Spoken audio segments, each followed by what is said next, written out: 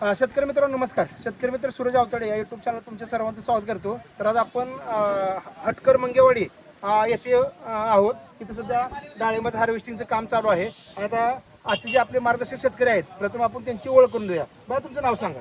इब्राहिम मोहद्दीन शेख, हटकर मंगेवाडी राहणार, तालुका सांगोला, जिल्हा सोलापूर. आता मला सांगा, तुम्ही जे आता डाळिंब घेतले राहतात जवळजवळ 600-700 ग्रामच्या आसपास साईज आहे. तर एवढी साईज मिळायसाठी काय करावं लागते नक्की? मग तुम्ही काय केलं? आम्ही जास्त करून ह्या बारीला गायींची सॅलरी वापरलेली आहे आणि दुसरी गोष्ट डोस टाकलेला आहे ते, आणि ज्यादा करून आम्हाला रिझल्ट गायींच्या सॅलरीचा मिळालेला आहे. बरं, त्यासाठी डाळिंबामागचं तुम्ही डाळिंब साईज आणि उत्पन्न बघू नका, त्या मागे चिकाटी जिद्द कष्ट सगळ्यांनी करावं लागतं घराभराने, तेव्हा ही यश प्राप्त होते. त्यासाठी सगळ्यांनी संघटित होऊन आणि कसं पिकवायचं, काय पिकवायचं, घरात कोणाचं तरी एकाच ऐकून काम करणे ही सगळ्यात मोलाचा वाटा आहे.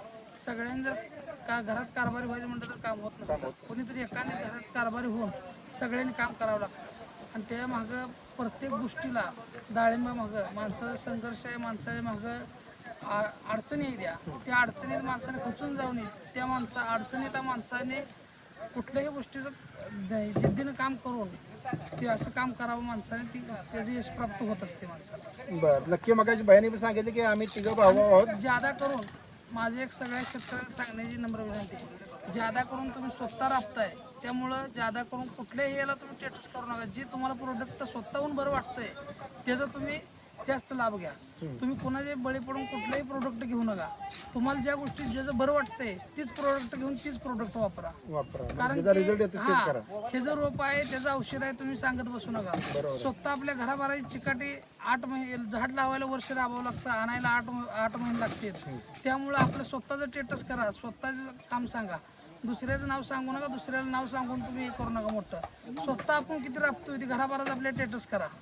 त्यामुळे कुणाचं रोप आहे, कुणाचं औषध आहे, औषध घेताना शेतकऱ्याला माझी विनंती आहे हात जोडून की कुठलं ज्याचा ब्रँड वस्तूचा तुम्हाला जे रिझल्ट येतो तेच तुम्ही घ्या, तेच फवारा. तर कसं आहे, औषध महाग आहेत, खतं महाग आहेत, त्यामुळं बघून करून घेऊन शेतकऱ्यांनी फवारावे, सोडावे. आणि जेणेकरून आता माझं तर एक मत आहे की शेतीला कुठलं बी खत असू द्या, खालून वॉटर सोल्युबल कमी करावं.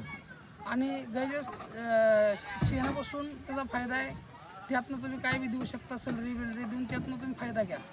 आणि एक ह्यात करा की दर कमी मिळू, जास्त मिळू, माल कमी निघू, जास्त निघू, त्यात खचून जाऊ नका. आणि माल देताना आपण पिकवायला 8 महिने लागते. माल देताना गडबड करू नका, सगळ्याचा विचार करून द्या. कुठलाही व्यापारी आपल्याला काय ते लगेच दिलं म्हणून पैसे हे करून देत नाही. माल देतानाही विचार करून, सगळ्यांनी विचार करून द्या. म्हणजे कसं आहे, आपण 8 महिने पिकवू एका दिवसात विकून जातो. त्यामुळं गडबड करू नका. मार्केटची विचारपूस करून कुठं काय चाललंय काय नाही त्या हिशोबाने माल विका. आणि सगळ्यात महत्त्वाचं सांगणं आहे, क्वालिटी आणि क्वांटिटीवर काम करा. शेतकऱ्याच्या बांधावर व्यापारी मागं लागू नये. किती दर पडू द्या, क्वालिटी आणि क्वांटिटीवर तुम्ही काम करत चला तर व्यापारी तुमच्या मागं लागतील. बाहेरच्या देशातनं मालाला ऑर्डर येईल. शेतकरी जर क्वालिटी आणि क्वांटिटीवर काम केला तर, आणि तुम्ही काही पिकवलं तर त्याला कसं आहे, शेतकऱ्याची पहिलेच बघितलं तर किंमत नाही, शेतकऱ्याला किरकोळ किंमत दिली जाते. त्यामुळं माझी एक सगळ्याला विनंती आहे, क्वालिटी क्वांटिटीवर काम करा आणि घराची संकटमत करून काम करा, तरी घडतं. तर नक्कीच आज भैयाने आपल्याला अगोदर भैयाला बोला म्हटलं होतं. भैया म्हटले मला काय बोलायला जमत नाही, आणि भैयाने चालू केलं, भैया थांबलेच नाहीत.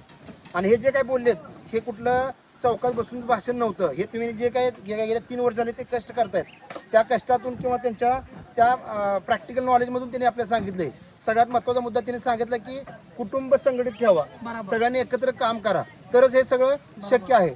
त्यांनी अजून सांगितलं की शेतकऱ्यांना सल्ला दिला की कुठल्याही तुम्ही प्रोडक्टची जाहिरात करत बसू नका. का होतंय काय आजकाल, आज बाहेरची बाग चांगली आली, मी येतो 2 बाटल्या बाहेर हातात धरा आणि फोटो काढलं आणि व्हिडिओ काढले बाया, मग झालं. असं करू नका. जर तुम्हाला खरंच आलंय तुम्ही सांगा. सोशल मीडियातनं काय झालेलं आहे, 200 झाडं लावले, 200 झाडात माझा 20 टन माल निघाला, एवढे पैसे झाले, ते पैसे बघू नका. बरं, ते झाडे लावून त्या मागे झटणूक किती आहे, त्याला वर्ष दम खावं लागतंय. त्यात अनेक लोकल संकट येते, त्या संकटात खचून जाऊन चालत नाही. हे माझं मत आहे. कारण की आज आपल्या जगात आणि महाराष्ट्रात शेतकऱ्याच्या मालाला किंमत नाही. जो प्रोडक्ट शेतकऱ्याचा प्रोडक्ट उद्योगपतीकडे जातो त्याला किंमत आहे. मला हेच सांगायचं शेतकऱ्यांना की आपण काय पिकवावं.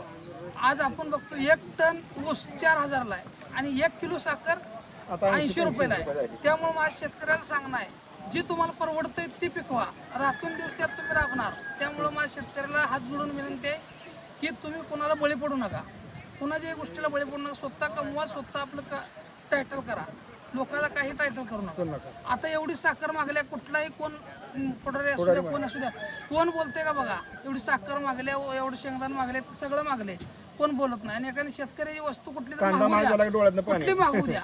आज लोक 200 रुपये डाळिंब झाल्यावर लगेच सगळे लावाय निघाले. तर आता एवढं आज महाग वस्तू झाल्या, कोण काय बोलते का त्याच्यावर? त्यामुळे शेतकरी ही एक गोष्ट लगेच डोळ्यात येते आणि शेतकऱ्याला काय महाग झालेलं काय डोळ्यात येत नाही. बरोबर. त्यानंतर अजून आता सगळ्यात अजून एक महत्त्वाची गोष्ट सांगितली की रासायनिक खताचा वापर कमी करा, वॉटर सोल्युबल कमी करा. शिवाय आता बऱ्याच ठिकाणी एखाद्या खिलारी गाई कोणी एखाद्या दारात असेल तर सहज म्हणून जातं की कशाला पाळले बिन का त्याचा फायदा का तोटा. पण आज जर आधी बघितलं आपण तर 10-12 जनावर ह्यांनी तिथं पाळलेत आणि त्याचा फायदा त्यांच्या हातात आहे. आहे.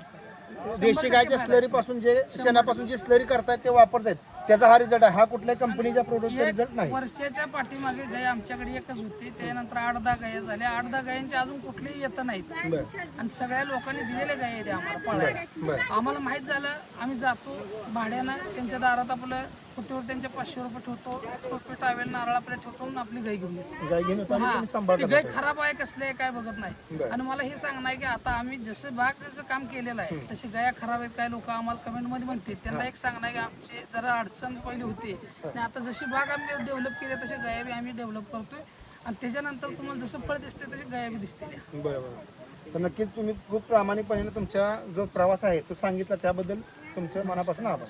धन्यवाद.